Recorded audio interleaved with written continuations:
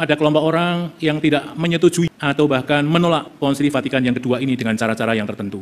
Tapi tentu kita percaya bahwa ini adalah bimbingan Roh Kudus sendiri, sehingga inilah yang perlu kita teruskan, inilah yang perlu kita realisasikan, dan bukan hanya mendengarkan kelompok-kelompok tertentu yang memang dengan pertimbangan dan pikirannya sendiri kurang setuju dengan apa yang dibuat oleh para Bapak Konsili yang sungguh kita yakini sebagai gerakan dari Roh Kudus sendiri dalam gereja. Bahkan juga ada nokta-nokta kecil yang mencederai gereja itu sendiri. Ya begitulah realitasnya maksud saya. Tapi jangan sampai pandangan seperti itu kemudian menghilangkan sikap optimis kita, sikap untuk melihat masa depan yang lebih baik, justru berangkat dari hasil-hasil konsili itu. Oleh karena itu bagi kita kiranya tidak akan berlaku karena nilai titik rusak susu sebelanga. Artinya nota kecil lalu menjadikan semuanya menjadi jelek. Saya kira tidak begitu. Barangkali gambarnya lebih realistis karena nilai setitik sebako nasi tetap enak dinikmati. Ada memang nasi yang kalau disingkirkan ya tidak apa-apa, artinya tidak usah dimakan. Yang dimakan ya yang masih baik, menjadi berkat bagi kita, tentu juga bagi dunia. Maka selamat, syukur kita sekalian atas Konsili Vatikan yang kedua yang sungguh membawa berkat bagi gereja, bahkan juga bagi dunia ini.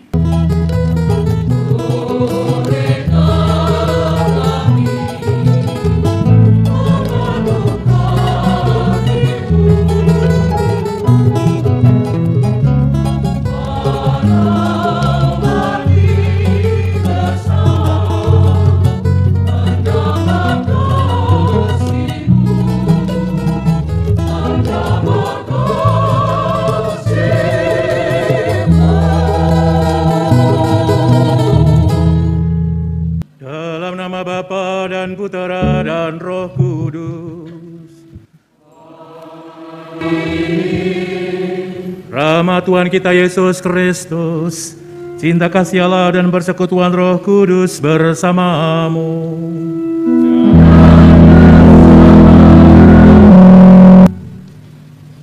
Bapak Uskup Monsinyur Justinus Harjo Susanto MSF yang saya hormati, Bapak Uskup Monsinyur Petrus Timang yang saya hormati, Romo Provinsial MSF Romo Simon Petrus Sumargo, para Romo, Bruder, Suster, Ibu Bapak, Saudara-saudari yang terkasih, selamat pagi berkah dalam.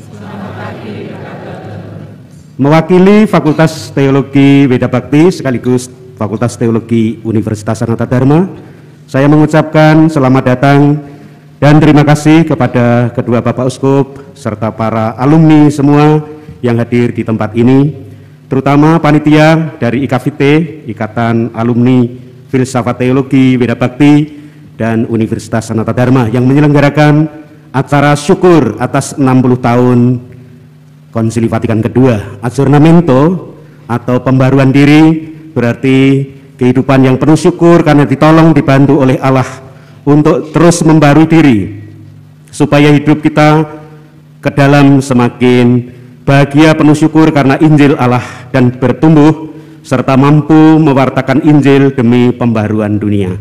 Untuk itu rasa syukur ini kita ungkapkan dalam perayaan Ekaristi yang dipimpin Bapak Uskup Agung Samarinda Monsinyur Justinus Harjo Susanto. Saya persilakan Bapak Uskup sepenuhnya memimpin Ekaristi pada pagi hari ini. Saudari-saudara yang terkasih, saya bersyukur malah kita sebagai orang yang lemah, mengakui dosa dan kelemahan kita dan mohon ampun, agar supaya kita layak merayakan misteri suci ini.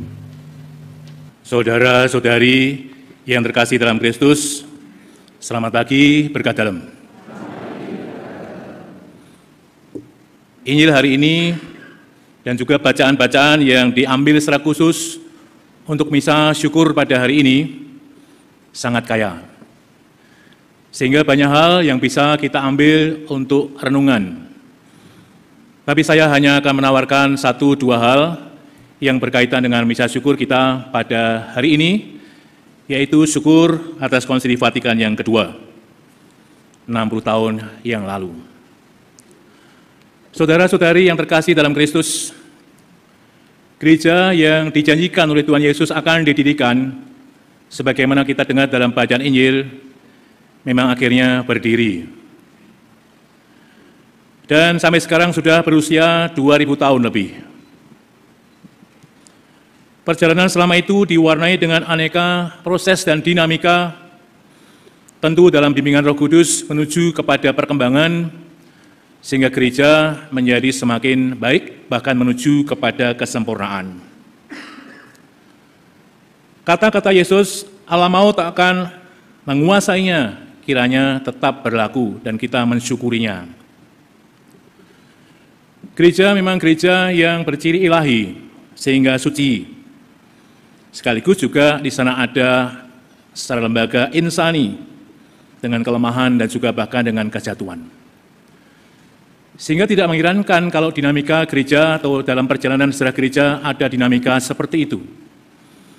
Tapi tentu kita percaya bahwa pada ujungnya akan sampai kepada kepenuhan, yaitu pada akhir zaman. Tapi syukurlah perjalanan gereja itu ditandai dengan event-event atau dalam peristiwa-peristiwa sejarah yang sangat signifikan, sangat berarti, sehingga kita juga mensyukuri salah satu yang sungguh sangat mendasar dalam perubahan gereja, yaitu melalui Konsili Vatikan yang kedua. Tentu inspirasi untuk mengadakan konsili ini yang kemudian diberikan kepada Paus Yohanes yang ke-23, kita yakini berasal dari Roh Kudus. Sehingga Bapak Suci Yohanes yang ke-23 mengadakan Konsili Vatikan yang kedua dan membawa perubahan yang sangat mendasar dalam kehidupan gereja.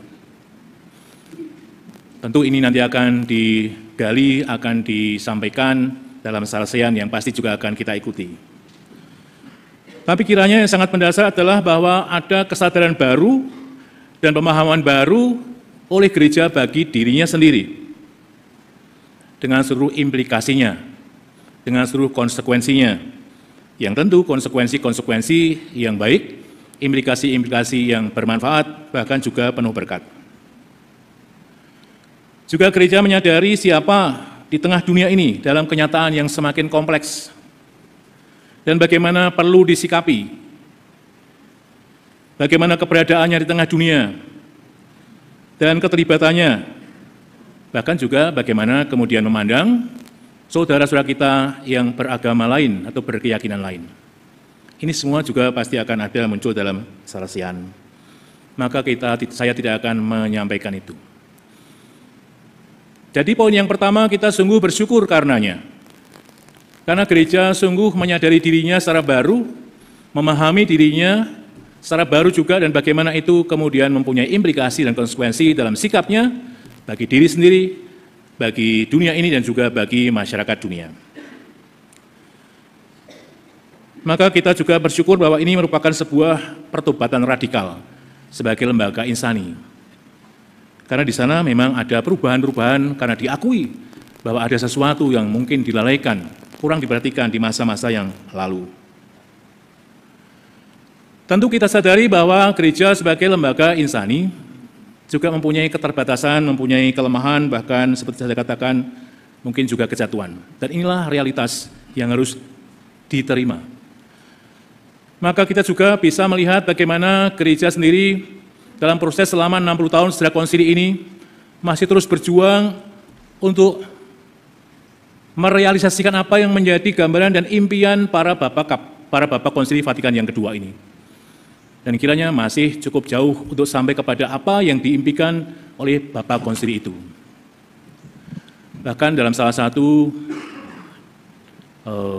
WA yang saya baca di grup, mungkin banyak umat yang juga belum pernah dengar mengenai Konsili Vatikan yang kedua.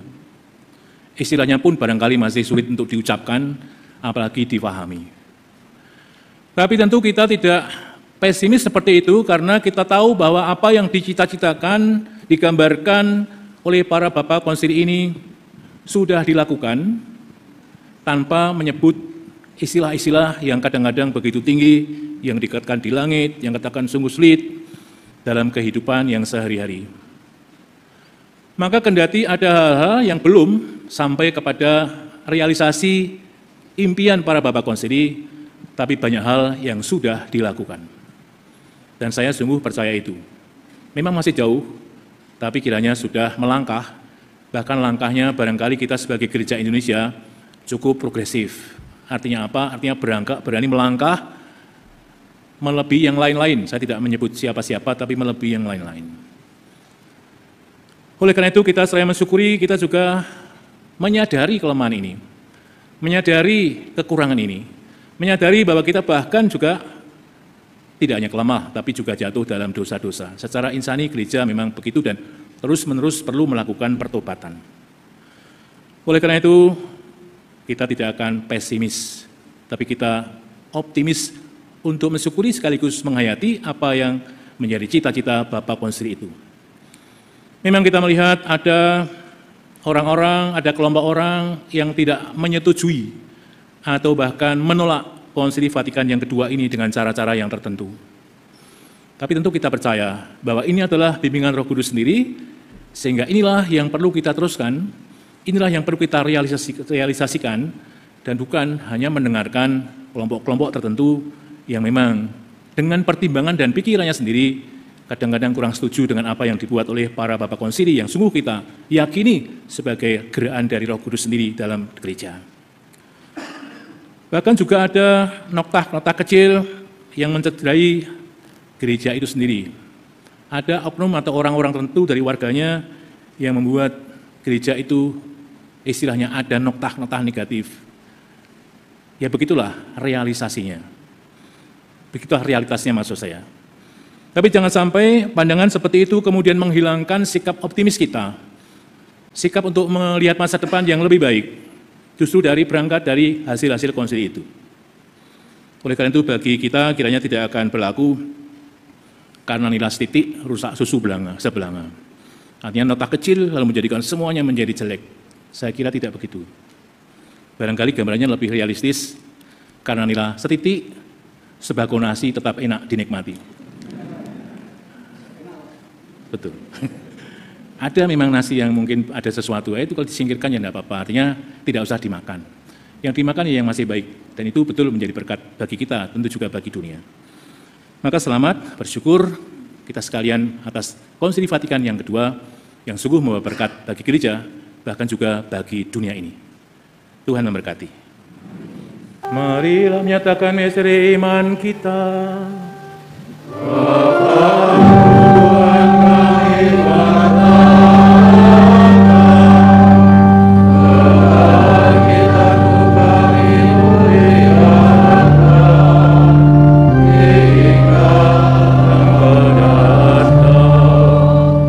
Monsinyur, para romo, suster, Bapak Ibu yang kami hormati, perkenankanlah kami mewakili perkumpulan IKVT. Pertama-tama mengucapkan terima kasih kepada Monsinyur Harjo Susanto, juga kepada Monsinyur Petrus Budeng Timang, beserta para imam konselebran pada pagi hari ini, sehingga misa syukur perayaan Konsili Vatikan yang kedua dimulai, bisa kita rayakan dengan khidmat dan penuh rasa syukur. Kami juga bersyukur kepada Bapak, Ibu, Suster, Bruder yang pada siang hari ini hadir, juga kepada para romo, Bruder, Suster, dan umat diaspora yang mengikuti misa pada siang hari ini secara streaming di 5 benua. Untuk itu kami mengucapkan syukur mewakili teman-teman IKVT. Yang kedua, ucapan syukur kami sampaikan kepada teman-teman yang selama 2-3 hari ini berjerih payah menjadikan misa pada siang hari ini berjalan dengan khidmat dan penuh dengan syukur. Pertama, kami mengucapkan terima kasih kepada para donatur sehingga acara sepanjang hari ini bisa berjalan dengan baik. Yang kedua, kami juga mengucapkan syukur kepada wanita Katolik Republik Indonesia cabang Sleman yang membantu semua ubur rampe yang menjadikan suasana menjadi lebih meriah. Kami juga berterima kasih kepada Hortimart yang menyumbangkan bunga, daun-daunan atau segala sesuatu menjadikan kapel di Seminari Kendungan ini menjadi berbeda dari yang biasa. Kami juga berterima kasih kepada Bapak Gunarto, khusus juga kepada Paduan Suara Paroki Banteng yang pada hari ini membawakan lagu-lagu yang luar biasa bagi kami semua. Terima kasih juga kepada rekan-rekan yang menyumbangkan lagu-lagu melalui streaming, melalui rekaman. Itu berkat jerih payah dari Mas Matias Haryati yang tidak kenal lelah untuk kontak, untuk mengajak mereka terlibat dalam perayaan pada pagi hari ini. Khusus untuk teman-teman kami di Jogja, IKVT sebetulnya sebagian besar panitianya ada di Jakarta. Tetapi karena jarak, kami menyerahkan kepada teman-teman kami yang di Jogja. Dan kebetulan salah satu yang kami tunjuk adalah Mas Agus Tridiatno. Kenapa? Karena kami tahu Mas Agus ini kalau di kapel ini ada tahbisan imam. Dulu Mas Agus ini selalu jadi seksi tempat. Sehingga kami percaya bahwa apa yang kami serahkan akan berjalan baik, berjalan beres dan sempurna. Dan itu yang kita rasakan pada pagi hari ini. Terima kasih untuk tim Jogja atas persembahan, atas jeripayanya yang dipersembahkan juga. Kami juga berterima kasih kepada paduan suara, Tuna Asmara. Moga-moga Tuna Asmara ini abadi sehingga sampai saatnya nanti ditabiskan menjadi imam. Kami juga berterima kasih kepada Mas Dwiko, kepada Mas Bambang yang jauh-jauh datang dari Malang, dan teman-teman yang lain yang hadir pada siang hari ini untuk bersama-sama kita mengucap syukur kepada Tuhan. Bapak Ibu sekalian, IKVT ini baru bulan Agustus kemarin resmi berdiri. Dalam perjalanan 1 tahun, prosesnya agak panjang, kita menyelesaikan legalitas dan lain sebagainya, dan semuanya sudah beres. Dan yang paling penting kita sudah punya rekening, jadi seandainya Bapak Ibu berkenan, kita sudah punya rekening, tidak hanya 1 bank, tapi ada 2 bank. Siap untuk menampung untuk kegiatan kami. Bapak Ibu, kalau apa yang kami lakukan pada siang hari ini ada kekurangan, ada hal-hal yang tidak membuat berkenan Romo, Bapak dan Ibu, kami mohon maaf. Sekarang ini adalah gawe IKVT yang pertama. Sesudah misa ini nanti akan dilanjutkan dengan sarasehan. Apa yang kami wujudkan bersama teman-teman IKVT, terutama nanti dalam sarasehan, kami mencoba mewujudkan apa yang sudah dipikirkan di dalam Konsili Vatikan, sehingga yang akan tampil di dalam sarasehan itu adalah buah-buah dari Vatikan, Konsili Vatikan yang kedua. Nanti akan tampil orang Katolik, orang awam Katolik yang punya peran yang sangat besar, Bapak Wali Kota Solo yang lampau. Kemudian ada Ibu anggota DPR, ada juga pengusaha dan ada juga budayawan. Moga-moga ini yang akan kami tampilkan di dalam acara sarasehan nanti menjadi warna, itulah wujud dari Konsili Vatikan kedua yang saat ini bisa kami sampaikan kepada Bapak Ibu sekalian. Ke depan kami masih punya tantangan yang lebih besar lagi. Kita akan mencoba membuat acara-acara yang juga menarik untuk tahun-tahun yang ke depan. Karena kami yakin di belakang kami, alumni IKVT, kita itu punya 3 kardinal, alumnus dari IFT, FTW. Kemudian kita juga punya 41 uskup, alumnus dari IKVT, alumnus dari FTW, IFT. Kemudian ada ribuan imam, baik yang ada di Indonesia maupun bekerja berkarya di luar negeri. Itulah kekuatan kita, sehingga kita moga-moga di tahun-tahun yang akan datang IKVT bisa mewujudkan visi misi, semoga kita menjadi semakin berguna bagi gereja dan bangsa. Bapak Ibu sekalian, sesudah misa ini selesai, kami persilahkan Bapak Ibu untuk menuju ke Selasar. Kita makan siang dulu, nanti sesudah makan siang kita akan mengikuti sarasehan yang sangat menarik, sangat berguna bagi kita semua. Dan ini ada catatan dari panitia, mohon nanti Bapak Ibu akan diaturkan goodie bag. Salah satu isi goodie bag di situ ada form. Mohon Bapak Ibu berkenan untuk menuliskan nama, alamat, nomor telepon dan lain sebagainya, supaya bisa kita saling berkontak, kita bisa saling memperkaya dalam iman. Demikian yang bisa kami sampaikan. Sekali lagi, apabila sajian, apabila penyelenggaraan sepanjang hari ini ada kesalahan, ada kekurangan, kami mewakili panitia IKVT, kami mohon maaf yang sebesar-besarnya. Terima kasih. Kita akan meneruskan perjalanan hidup kita, perjalanan bersama dengan saudara-saudara kita, bahkan perjalanan seluruh alam semesta ini, dengan mohon penyertaan dan berkat-Nya. Oleh karena itu kita mengakhiri pranikarsih dengan mohon berkat Allah.